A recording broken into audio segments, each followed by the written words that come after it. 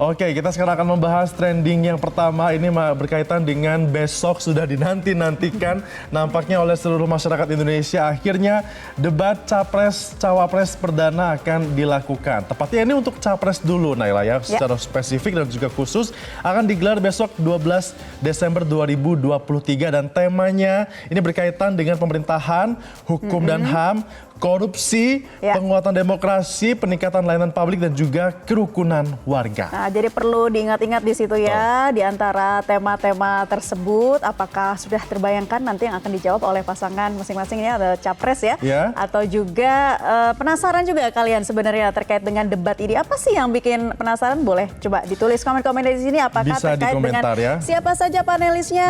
Sudah pada tahu belum? Ada 11 ternyata panelis yang sudah dipilih oleh pihak KPU. Mereka berasal dari akademisi ya, dan juga orang-orang profesional di bidangnya, yang tentunya nanti mereka akan memberikan pertanyaan seputar tema yang sudah tadi sudah dibacakan ya. Ada soal pemerintahan, hukum dan HAM, korupsi. Kayaknya korupsi juga menarik sekali ya. Pasti. Karena di Indonesia nampaknya kasus korupsi masih belum dan bisa diberantas, apalagi ketua KPK-nya juga kemarin sempat bermasalah, Naila ya. Menarik sekali dibahas. Itu dia. Nanti akan seperti apa ya kira-kira para capres ini menjawab, terutama berkaitan dengan korupsi ya. Kalau berbicara mengenai korupsi itu memang sudah ada pengukurnya ya dari dunia. Ini ada ternyata negara-negara yang berpredikat tertinggi untuk kasus korupsinya. Indonesia ada di urutan berapa kira-kira, Naila? Indonesia kalau di Asia Tenggara di tahun 2022 itu menempati posisi ke-7 dari 11 negara. Jadi artinya memang masih cukup dikatakan tinggi ya, walaupun memang mengalami penurunan dari tahun sebelumnya, tapi memang tingkat korupsi di Indonesia bisa dikatakan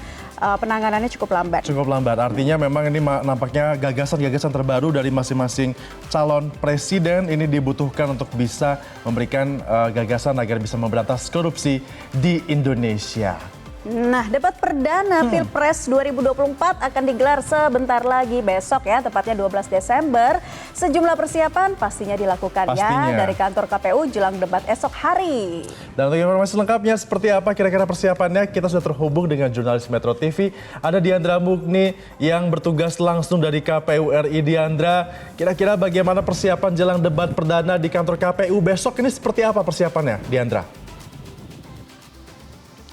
Ya, baik, selamat siang Febrian dan juga pemirsa. Betul sekali, hingga saat ini Komisi Pemilihan Umum atau KPU terus menjalani atau melakukan sejumlah persiapan terkait dengan persiapan debat Pilpres 2024 yang akan dilaksanakan perdana pada esok hari, tepatnya di hari Selasa 12 Desember 2023. Sejumlah persiapan sudah dilakukan, salah satunya adalah mendirikan panggung di halaman kantor KPU, di mana di situ sudah didirikan satu panggung yang berkonsep town hall, di mana nantinya para pasangan calon ini akan berdiri di panggung yang berada di tengah, di mana ini akan dikelilingi oleh tribun penonton yang berkapasitas 800 orang dikatakan seperti itu.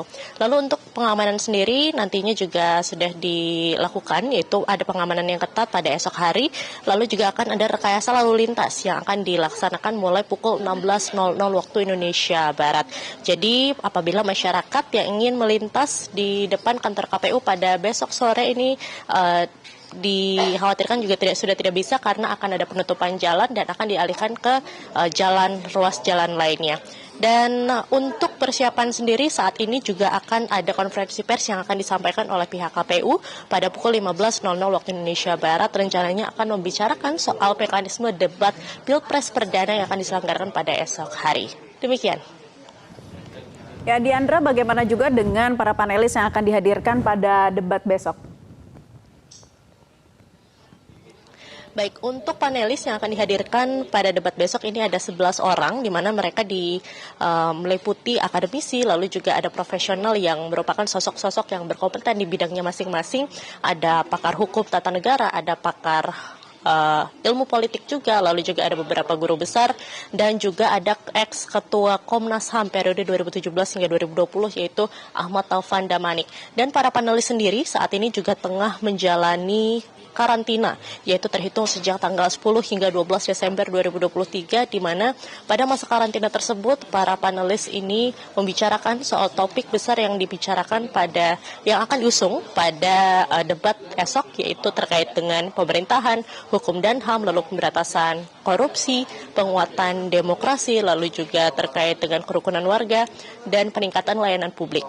Lalu juga di masa karantina itu para panelis ini akan merumuskan pernyataan-pernyataan yang akan disampaikan kepada tiap-tiap pasangan calon presiden dan calon wakil presiden yang akan menjalani debat besok. Dan perlu diingat juga pada esok hari ini adalah debat capres terlebih dahulu yang akan dilaksanakan, tetapi untuk cawapresnya juga tetap akan berdampingi pada saat debat. Dan lalu juga pada masa karantina ini panelis akan menandatangani fakta integritas untuk memastikan bahwa tidak ada pelanggaran norma, termasuk juga terkait dengan kebocoran soal. Demikian yang dapat saya sampaikan, kembali ke Anda di studio. Diandra Mukni melaporkan dari Gedung KPU Jakarta. Terima kasih Diandra, selamat bertugas kembali. Selamat bertugas kembali, penting sekali ya untuk bagi para panelis ini di karantina terlebih dahulu. Tentunya selain menandatangani fakta integritas, ini juga menjamin bagaimana netralitas dari masing-masing panelis sehingga nanti ketika menanyakan ini tidak ada kepentingan golongan, tidak ada kepentingan pribadi, semuanya akan ditanyakan sesuai dengan apa yang diinginkan dan juga dibutuhkan oleh rakyat ya Naila. Iya, sepertinya persiapan tadi sudah rampung gitu ya. Kita tinggal tunggu besok. Nah, untuk kalian seperti apa nih ya? Kira-kira udah pada tahu belum terkait ada aturan-aturannya juga loh untuk menonton debat Capres-Cawapres besok, diantaranya para paslon ini harus hanya boleh membawa 75 orang saja. Betul. Nanti sisanya itu adalah tamu-tamu yang diundang oleh KPU dari kementerian, lembaga, dan sejumlah tamu lainnya. Ada juga aturan-aturan berkaitan dengan riuh suasana yang tidak boleh menjatuhkan seperti itu nampaknya, sehingga ini tidak mengganggu konsentrasi dari masing-masing calon presiden yang akan memberikan gagasannya melalui debat tersebut. Betul, dan juga tidak mengakomodasi untuk para relawan. Nah, nanti tempatnya akan seperti apa? Coba kita akan lihat dulu nih ya tanggapan dari para warganet untuk debat besok. Apakah udah pada nggak sabar? Dari siapa aja nih? Di Facebook ini ada dari Ahmad Mac XXX mengatakan nggak datang sama dengan nggak siap sama dengan didiskualifikasi. Nampaknya ada isu-isu bahwa ada salah satu paslon yang tidak datang pasangan Naila ya. Tapi besok adalah untuk capres terlebih dahulu ya. Dari Ix, silahkan tentukan pilihan kalian masing-masing dan jangan sampai menyesal nantinya atas pilihan kalian tersebut. Betul sekali. Ada juga dari Yudihan, ini mengatakan siap aja melihat sekilas, perlu juga skala prioritasnya dalam pemaparan visi misi setiap calon. Penting memang ya untuk melihat visi misi itu. Dari Mas XXX, capres-cawapresnya aja belum debat, pendukungnya nih udah pada debat duluan. Kadang-kadang memang hal itu terjadi di masyarakat kita, tapi nggak apa-apa, itulah dia demokrasi ya. Yang namanya perbedaan itu biasa, tapi jangan sampai membuat kita menjadi terpecah belah. Ada juga dari Youth XXX mengatakan dari ketiga paslon capres-cawapres, cawapres siapa yang berpotensi dipermalukan oleh publik? Nggak usah dijawab, kasih kisi-kisinya saja. Oke, nah itu tanggapan dari para warganet dan tentunya kita juga sudah melempar polling nih dari tim redaksi kami. Apakah debat Pilpres akan mempengaruhi pilihan Anda? Kira-kira berpengaruh nggak? Berpengaruh nggak ya? Nah, yang memilih tidak berpengaruh ini sebanyak 24%. Nampaknya sudah yakin Naila dengan pilihannya. Jadi debat, apapun hasilnya tetap apapun hasilnya itu. pokoknya pilihannya itu gitu. Betul. Ya. Waduh, ini juga ada yang menjawab sangat mempengaruhi. Berarti ingin melihat dulu jawabannya selogis apa, apakah nanti realisasinya bisa, ya kan? Ini dari 50% masyarakat yang menjawab. Hampir setengah dari warganet di X Metro TV ya. Kemudian juga yang mengatakan ya bisa enggak, bisa tidak sebanyak 26%. Tapi kalau kita lihat ternyata memang masyarakat ini 50%, setengahnya sudah mulai terbuka ya pikirannya ya, untuk melihat bagaimana wakil kita ataupun capres ini bisa masing-masing gagasannya untuk menentukan mereka dipilih atau tidak. Kalau di TikTok apakah ada yang berkomentar? Banyak ini yang berkomentar soal debat dari Melanie. Berpengaruh dong pastinya. Jadi banyak juga yang menunggu nanti jawaban-jawaban dari para capres kita.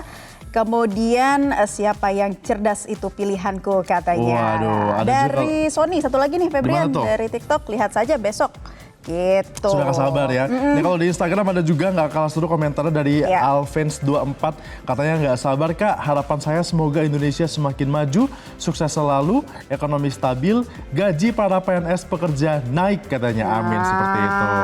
Kemudian ini juga ada di Instagram mengatakan Asma Dede mengatakan tunjukkan visi misi dan gagasan masing-masing capres. Salam dari Banda Aceh, siap mengikuti debat. katanya. Oke, semua siap mengikuti debat. Satu lagi deh dari Benz Uber Channel, ini dari TikTok ya. Kalau saya bukan hasil debatnya, tapi realisasinya harus Betul. bisa pegang amanah.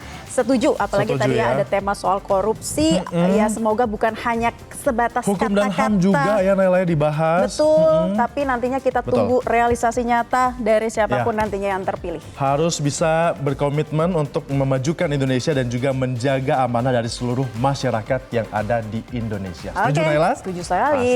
Jelajahi cara baru mendapatkan informasi. Download Metro TV Extend sekarang.